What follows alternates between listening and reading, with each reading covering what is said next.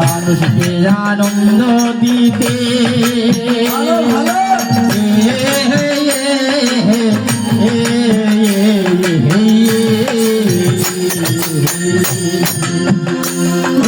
মানুষ ছাড়া নাই জগতে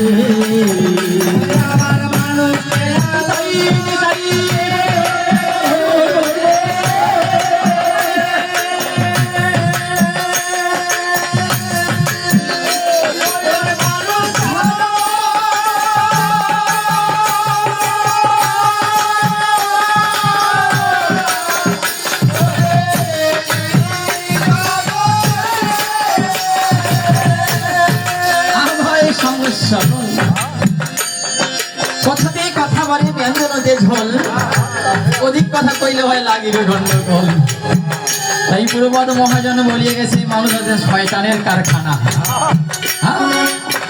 এই মানুষ আছে রে চিনিবি সে ভক্ত জানা। এই মানুষ শয়তানের কারখানা নয়। শাস্ত্রে বলা আছে বাবা, কুসন্তান অনেকে হয় কিন্তু মাতা পিতা কখনো হয় না।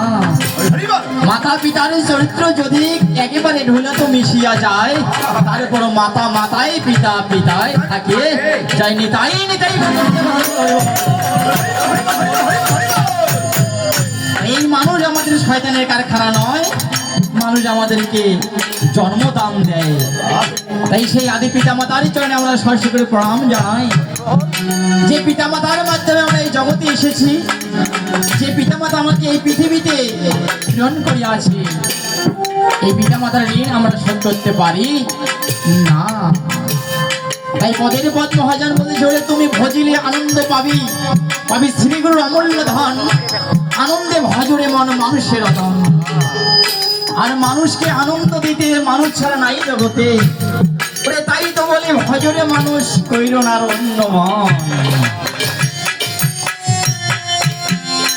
আহার মানুষকে আনন্দ দিতে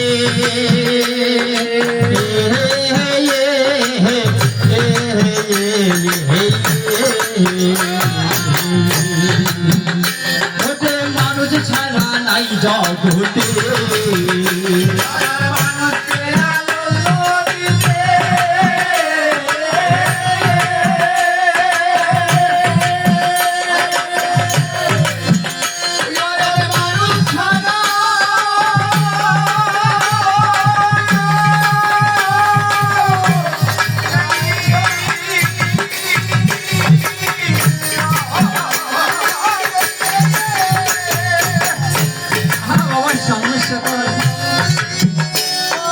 এই মানুষের মানুষ আছে চিনিবে ওসেকে ভক্ত যারা। প্রেমানন্দের বাজারে অরসিক কি যাইতে পারে রে। এই রসিক হইতে হলে আগে মানুষের কাছে যাইতে হবে। এই মানুষে আশ্রয় করিয়া ভজ শ্রী গুরুর চরণ, যাহাই হইতে মিলবে ভাই কৃষ্ণ প্রেমধন। ওরে জীবের নিস্তার লাগে নন্দ শীত হরি, ভুবনে প্রকাশ্য হন গুরুর পদ। এই গুরু মাতা গুরু পিতা গুরু হরপতি, গুরু ছাড়া এই জগতে আর নাই গতি। গুরু রুষ্ট হইলে কৃষ্ণ রাখিবার না রে, কৃষ্ণ রুষ্ট হইলে গুরু রাখিবার পারেনি। তাই তাই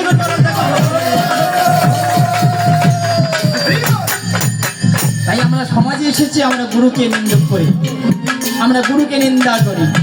ওরে গুরু নিন্দুকের মুখ কবু না হেরিবে, যেটাই হবে গুরু নিন্দা সেটাই কবু নাহি যাবে। আরে হেন গুরুর পাদ বন্ধ করিয়া বন্ধন শ্রী ধরি বন্ধে আমি তাহার এই শ্রী চরণ। যারা এইরকম গুরুর গুরু কীর্তন গায়, তারা যেন সেইরকম তত্ত্বদর্শী গুরুর পদ আচরণ করে। কি তাই পদের পদ্ম হয় যেন ভাবতে কিছু জিজ্ঞাসা করিয়া গিয়াছিলেন। কোন দাদা এখানে জিজ্ঞাসা করেছিল যে যখন আমরা শ্মশানে ঘাটে যাই, ওই বরযাত্রী গুলা নিয়ে যাই, বরযাত্রীর নামটা আমার কি? কায় বলছেন হাত তো কাজলা কইছিল ওই কথাটা বাড়ি গেছে। এই বরযাত্রীর নাম আবার কি আছে না? আবার বলছিল যে এই দেহেতে আমার তিনটা বান দেয়, এই বান তিনটার নাম কি? আমরা জানি আমাদের দেহের ভিতর বান আছে পাঁচটা, মদন মুদন চমন স্পর্শন ঘ্রাণ, এই পাঁচটা হচ্ছে আমাদের বান। এই কোন দুইটা বানকে আমরা বান দিই, এই দেহটাকে বান দিই কেন? দেহের বান কয়টা বাবা? পাঁচটা বান, মদন মোহন চুম্বন স্পর্শন ঘ্রাণ। তাহলে কোন বান দুইটা আমরা বাদ দিয়ে তিনটা বান এই দেহেতে প্রমাণ স্বরূপ দেই? অবশ্যই শাস্ত্রে প্রমাণ আছে। আহার মানুষকে আনন্দ দিতে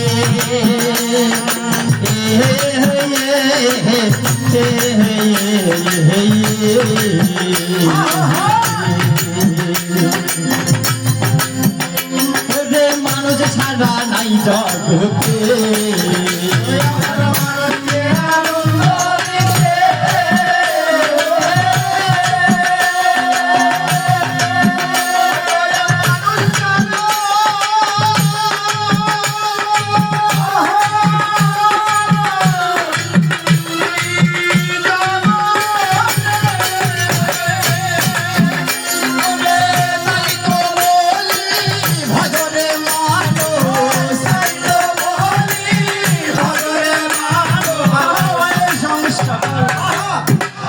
ওরে তাই তো বলি ভজরে মানুষ, মানুষ কইর না আর অন্য মন। তাহলে ওই দাদাজি হয়তো মানুষকে ভজিবার জন্য কিছু ইচ্ছা করছে, জানিবার জন্য। কসে শ্মশান যাত্রী যারা যারা যায় তাদের আমার নামটা কি জিজ্ঞাসা করছিল, আমার ভাই চা খাইতে শুনছি। এই শ্মশান যাত্রী যায় কয়জন?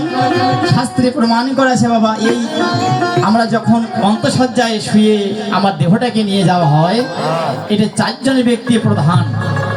কারা কারা চারজনের ব্যক্তি? এই চারজন ব্যক্তি হচ্ছেন ভগবান শিবের পুত্রগণ। ভগবান শিবের পুত্র কয়টা আমরা জানি, শাস্ত্রে প্রমাণ করিয়াছে মা। ভগবান শিবের পুত্র হচ্ছে গণেশ এবং কার্তিক।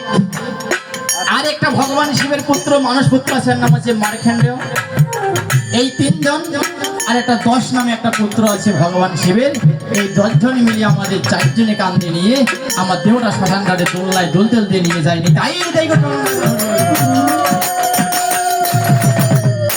এই চারজনে হচ্ছে আমাদের এই শব্দেহ বহনকারী।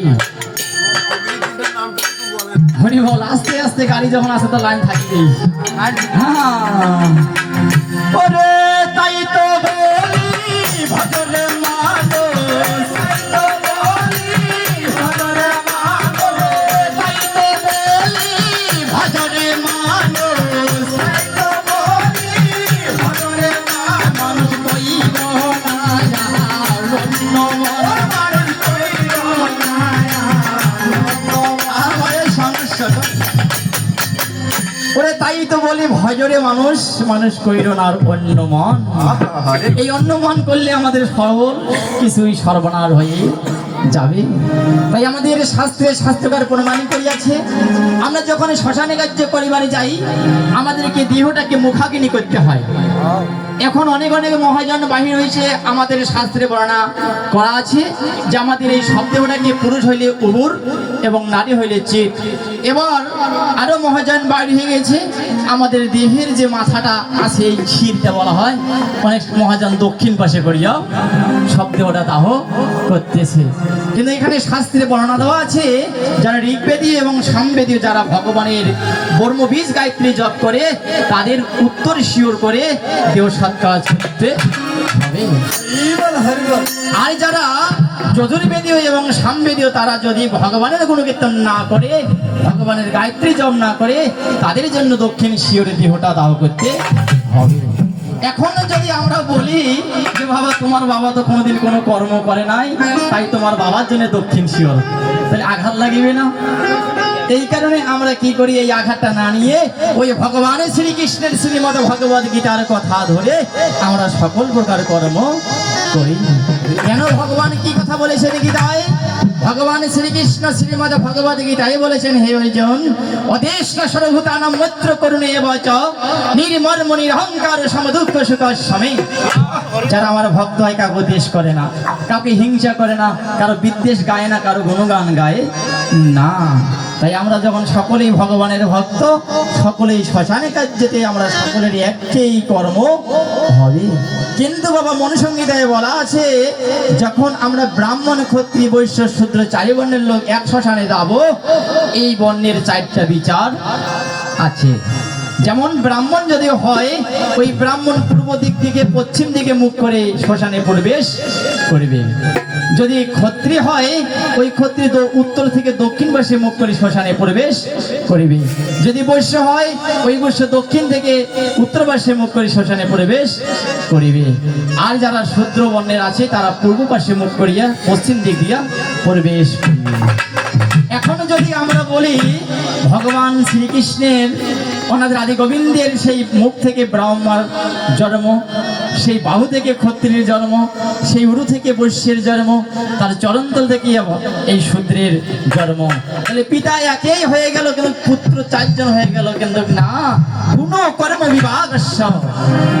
আমরা পৃথিবীতে এক পিতার সন্তান সকলেই এখানে এসেছি, আমাদের গুণ এবং কর্মেতে আমরা ভাগ হয়ে আছি। এই গুণকর্ম বিভাগস্যই আমরা যখন কর্ম করি, আমরা অবশ্য, আমরা ক্ষত্রিয়, আমরা ব্রাহ্মণ, আমরা শূদ্র। কেন আমরা যখন শূদ্রের মতন আচরণ করি, আমরা কোনো গোবিন্দর আরাধনা পূজা করি না, আমরাই কিন্তু শূদ্র হয়ে যাই। আমরা যখন ভগবানের পদে আমরা ফুলপুষ্প অর্পণ করি, তখন আমরা ব্রাহ্মণের ভাব ধারণ করি, নচেত অন্য কোনো শাস্ত্র আমাদের আর জানা নাই। ওরে তাই তো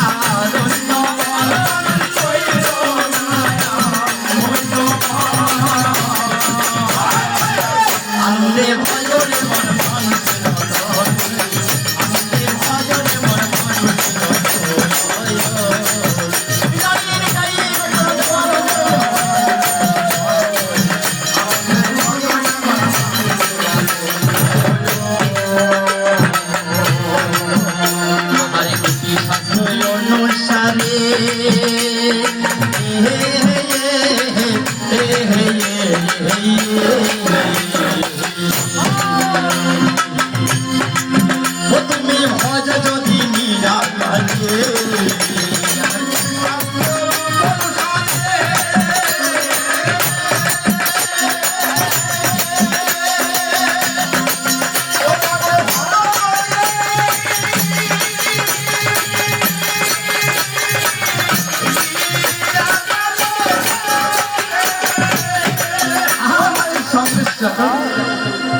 আমরা জানি বাবা, গুরুর মুখে শুনে আছি আমাদের শাস্ত্র 14খানা।